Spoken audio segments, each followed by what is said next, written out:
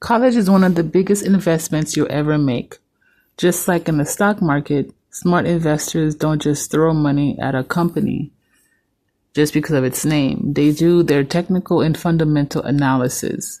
That's what we're doing today, learning how to research a college beyond the surface, beyond the name, so your investment pays off. Welcome to Day 6 of the College List Challenge. My name is Mosley from Mo Advice.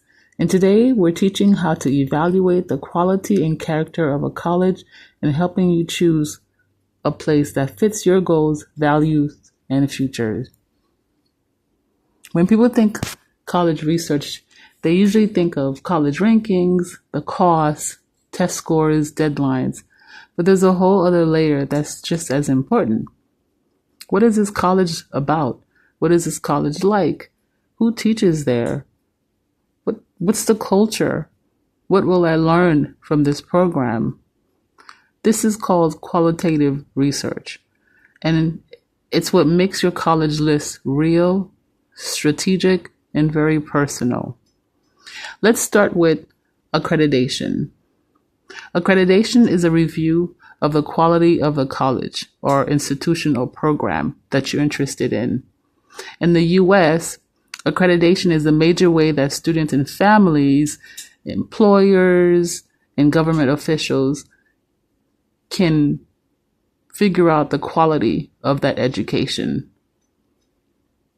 You would want a regionally accredited school. Having that will ensure you get financial aid from the government. It'll ensure that you can transfer your credits that you obtain from that institution, and also helps employers and graduate schools respect your degree. To check and confirm the accreditation status of the college that you're interested in, you can go to the database of accredited post-secondary institution and programs, DAPIB, ope.ed.gov, and there you would find a database of all the accredited colleges and programs within the United States. The next thing that you should be looking at is the type of college that you are interested in. You should always check the Carnegie Classification. It's like reading the stock profile. The classification is a valuable tool for students to understand how diverse the landscape of higher ed is. Looking at the classification, it can help you select colleges based on research and policy of that university or college. The classification helps you narrow down your college search, because if you're interested in research opportunities or heavy focus on faculty research, you should focus on institutions with designations of R1 or R2. Meaning R1 is heavy research and R2 is like more teaching focused. If you're interested in doing a short-term program, less than 2 years, or transferring your credits to another institution, you should consider community colleges. Knowing the different classification of a college help you create a list that matches your goal.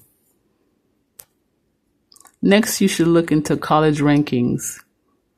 College rankings you should take with a grain of salt, because it's not the whole truth. It just gives you clues. Use the college rankings to look at patterns, to narrow the field, not to make the full decision. There's a few popular college rankings that you should consider. U.S. News and World Report, which focuses on the prestige and the graduation rates of universities and colleges. Washington Monthly, which talks about the social mobility of institutions in the United States. The College Scorecard, which we talked about earlier, which gives you real earnings and debt data. There's a few more, but those are the ones that are more, more important, and you should look into them. The next category to look at is program quality and faculty. When you go to the website of the college that you're interested in, go straight to the program. Look at the curriculum. Look at the faculty bios. Look at where they went to school, and also look at the outcomes. Outcomes meaning jobs that the graduate students or graduates have obtained, graduate schools that they've attended or have been accepted to, and also salaries from 2 years after graduation, 5 years graduation, and 10 years post-graduation. You should also look at the program level accreditation, especially if you're interested in programs like in nursing or engineering or in business. Remember, a strong program is equal to having a strong return on investment of your college degree. The fourth one that you should focus on is campus culture and fit. Going back to what you want, what you prefer. Do you want big or small? Do you want diverse? Do you want a supportive institution? Right? Do you want the cultural vibe of the college to be competitive or collaborative? What are students saying online? What are students who are currently attending the university saying online about the college? So look up students on YouTube, on Reddit threads, campus podcasts, read the college newspapers. Try to see what the culture of the campus is like.